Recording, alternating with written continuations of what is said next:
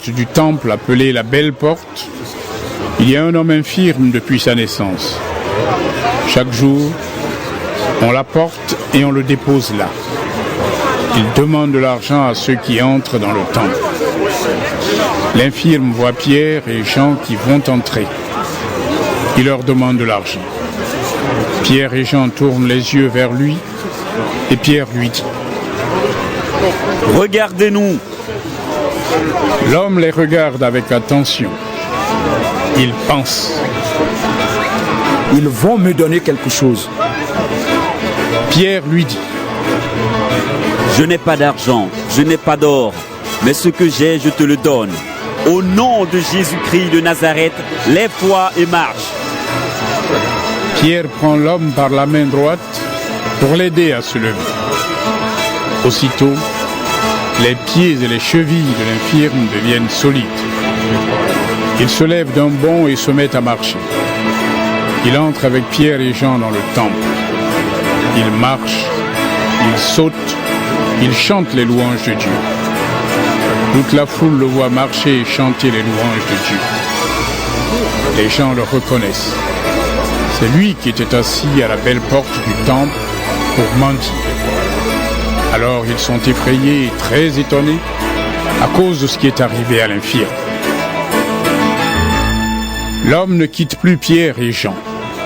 Toute la foule est très étonnée. Elle court vers eux, le long des colonnes appelées colonnes de Salomon. En voyant cela, Pierre dit à la foule : « Frères israélites, ce qui est arrivé vous étonne. Pourquoi donc ?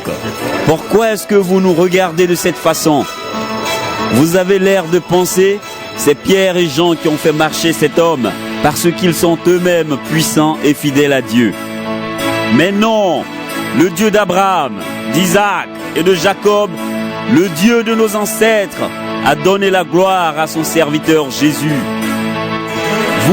Vous l'avez livré, vous l'avez rejeté devant Pilate. Pourtant, celui-ci avait décidé de le libérer. Vous avez rejeté celui qui est saint et juste, et vous avez demandé que Pilate vous libère un assassin.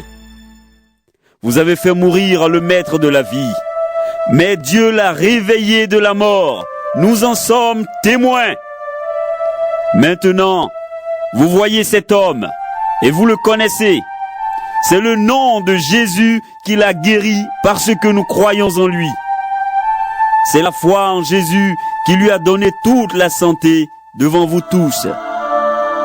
Pourtant, frères, je le sais bien, vous et vos chefs, vous avez agi de cette façon parce que vous ne saviez pas la vérité. Mais Dieu a réalisé ainsi ce qu'il avait annoncé par la bouche de tous les prophètes. Il avait dit que le Messie allait souffrir. Changez donc votre vie et revenez vers Dieu pour qu'il efface vos péchés.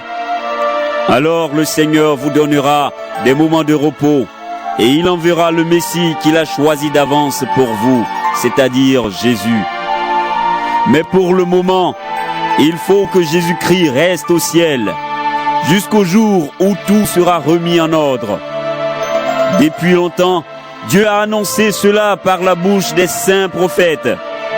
En effet, Moïse a dit : « Le Seigneur, votre Dieu, vous enverra un prophète comme moi, ce sera un de vos frères. Vous écouterez tout ce qu'il vous dira. Ceux qui ne l'écouteront pas ne feront plus partie du peuple de Dieu et ils mourront. » Et les prophètes qui ont parlé depuis Samuel ont tous annoncé l'un après l'autre ce qui arrive ces jours-ci. C'est pour vous aussi qu'ils ont parlé. Dieu a fait une alliance avec vos ancêtres quand il a dit à Abraham : « Par les enfants de tes enfants, je bénirai toutes les familles de la terre. » Et cette alliance est pour vous. C'est d'abord pour vous que Dieu a fait venir son serviteur. Il l'a envoyé pour vous bénir et il détournera chacun de vous de ses mauvaises actions. Chapitre 4. Pierre et Jean sont en train de parler à la foule, quand les prêtres, le chef des gardes du temple et les Sadducéens arrivent près d'eux. Ils sont très en colère parce que Pierre et Jean enseignent la foule. Les deux apôtres annoncent que les morts peuvent revenir à la vie. En effet, ils disent « Jésus s'est relevé de la mort ». Ils arrêtent Pierre et Jean et ils les mettent en prison jusqu'au jour suivant, car c'est déjà le soir. Beaucoup de ceux qui ont entendu la parole de Dieu deviennent croyants. Ils sont à peu près 5000 personnes. Le jour suivant, les chefs religieux, les anciens et les maîtres de la loi se rassemblent à Jérusalem. Il y a Anne, le grand prêtre, Caïphe, Jean, Alexandre et tous ceux qui sont de la famille du grand prêtre. Ils font amener Pierre et Jean devant eux et ils leur demandent « Vous avez guéri l'infirme par quel pouvoir? Vous avez fait cela au nom de qui ?» Alors Pierre, rempli de l'Esprit Saint, leur dit « Chef du peuple et ancien, nous avons fait du bien à un infirme, et aujourd'hui on nous demande comment cet homme a été guéri. Vous tous et tout le peuple d'Israël, vous devez savoir une chose. C'est par le nom de Jésus-Christ de Nazareth que cet homme est là devant vous, en bonne santé. Ce Jésus-Christ, vous l'avez cloué sur une croix, mais Dieu l'a réveillé de la mort. Les livres saints disent de lui, la pierre que vous, les constructeurs, avez rejetée est devenue la pierre principale. Cette pierre, c'est Jésus. C'est lui seul qui peut nous sauver. En effet, dans le monde entier, Dieu n'a donné aux hommes personne d'autre pour nous sauver. Les membres du tribunal des Juifs sont très étonnés. Ils voient que Pierre et Jean parlent avec assurance. Et en même temps, ils se rendent compte que ce sont des hommes simples et sans instruction. Ils reconnaissent que Pierre et Jean étaient avec Jésus. Ils voient aussi l'homme guéri, debout à côté des deux apôtres. Ceux du tribunal ne trouvent rien à répondre. Alors, il leur donne cet ordre. Sortez de la salle du tribunal. Et ils se mettent à discuter entre eux.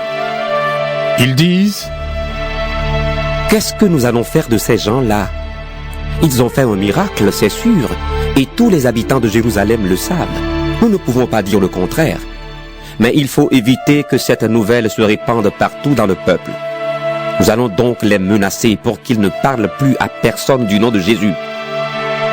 Ils appellent Pierre et Jean et leur disent, arrêtez complètement de parler et d'enseigner au nom de Jésus. Mais les deux apôtres leur répondent, qu'est-ce qui est juste aux yeux de Dieu? Vous écoutez vous ou écoutez Dieu? Décidez vous-même. En tout cas, nous ne pouvons pas nous taire sur ce que nous avons vu et entendu. Ceux du tribunal menacent encore les deux apôtres. Ensuite, ils les libèrent. Ils n'ont pas trouvé de raison pour les punir. En effet, tout le peuple chante la gloire de Dieu à cause de ce qui est arrivé. L'homme qui a été guéri par ce miracle a plus de 40 ans. Quand Pierre et Jean sont libérés, ils vont voir leurs amis et ils leur racontent tout ce que les chefs des prêtres et les anciens ont dit. Ils entendent cela. Alors, tous se mettent à prier Dieu d'un seul cœur en disant, Maître, c'est toi qui as fait le ciel, la terre, la mer et tout ce qu'ils contiennent. Tu as donné ton Esprit Saint à David, notre ancêtre, et ton serviteur. Tu as dit par sa bouche, les autres peuples s'agitent. Pourquoi? Les pays font des projets, mais pour rien. Les rois de la terre se préparent au combat. Ceux qui ont le pouvoir se réunissent contre le Seigneur et contre le roi choisi par lui. C'est bien vrai. Hérode Antipas et Ponce Pilate se sont réunis dans cette ville avec les étrangers et les tribus d'Israël. C'était contre Jésus, ton serviteur saint, que tu as choisi comme Messie. De cette façon, ils ont fait tout ce que tu as décidé d'avance. Tout ce que tu as voulu avec puissance. Et maintenant, Seigneur, vois comme ils nous menacent. Donne à tes serviteurs d'annoncer ta parole avec une totale assurance. Étends la main pour qu'il y ait des guérisons, des choses étonnantes et extraordinaires par le nom de Jésus, ton serviteur saint. Quand ils ont fini de prier, l'endroit où ils sont réunis se met à trembler. Ils sont tous remplis de l'Esprit Saint et ils annoncent la parole de Dieu avec assurance. La foule des croyants est très unie par le cœur et par l'Esprit. Personne ne dit « Cela, c'est à moi ». Mais ils mettent tout en commun. Avec une grande force, les apôtres témoignent que Jésus s'est relevé de la mort et Dieu leur montre son amour de 1000 manières. Parmi eux, personne ne manque de rien. En effet, tous ceux qui ont des champs ou des maisons les vendent. Ils apportent l'argent de ce qu'ils ont vendu et ils le donnent aux apôtres. Ensuite, on distribue l'argent et chacun reçoit ce qui lui est nécessaire. Il y a ainsi un certain Joseph, un lévite né à Chypre. Les apôtres l'appellent Barnabas, ce qui veut dire l'homme qui encourage.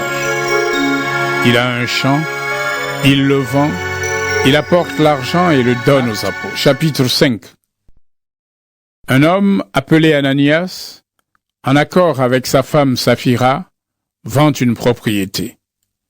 Toujours avec l'accord de sa femme, il garde une partie de l'argent pour lui. Ananias apporte le reste et le donne aux apôtres. Mais Pierre lui dit : Ananias, tu as ouvert ton cœur à Satan. Pourquoi donc? Tu as menti à l'Esprit Saint et tu as gardé une partie de l'argent du champ. Tu pouvais garder le champ, ou bien tu pouvais le vendre et faire ce que tu voulais avec l'argent. Comment est-ce que tu as pu décider dans ton cœur d'agir ainsi? Ce n'est pas à nous que tu as menti, mais c'est à Dieu. En entendant ces paroles, Ananias tombe et il meurt. Tous ceux qui apprennent cela ont très peur. Les jeunes gens viennent envelopper le corps et ils l'emportent pour l'enterrer. À peu près 3 heures plus tard, la femme d'Ananias arrive. Elle ne sait pas ce qui s'est passé. Pierre lui demande : Dis-moi, est-ce que vous avez vendu le champ pour cette somme-là? Elle répond : Oui, pour cette somme-là. Alors Pierre lui dit : Comment est-ce que toi et ton mari, vous avez pu décider ensemble de provoquer l'Esprit du Seigneur? Écoute, ceux qui viennent d'enterrer ton mari sont là, à la porte. Ils vont t'emporter toi aussi. Au même moment, la femme tombe aux pieds de l'apôtre et elle meurt. Les jeunes gens entrent et ils voient qu'elle est morte. Ils l'emportent et l'enterrent près de son mari. Toute l'Église et tous ceux qui apprennent ce qui s'est passé ont très peur. Les apôtres font beaucoup de choses étonnantes et extraordinaires dans le peuple. Les croyants se réunissent tous ensemble le long des colonnes de Salomon, mais personne d'autre n'ose venir avec eux. Pourtant, les gens disent beaucoup de bien d'eux. Une foule de plus en plus grande d'hommes et de femmes croit au Seigneur et il s'ajoute au groupe des croyants. Et même, on sort les malades dans les rues, on les place sur des lits ou des nattes. En effet, les gens espèrent ceci: quand Pierre passera, son ombre touchera au moins l'un ou l'autre parmi eux. Une foule de gens vient aussi des villages qui sont près de Jérusalem.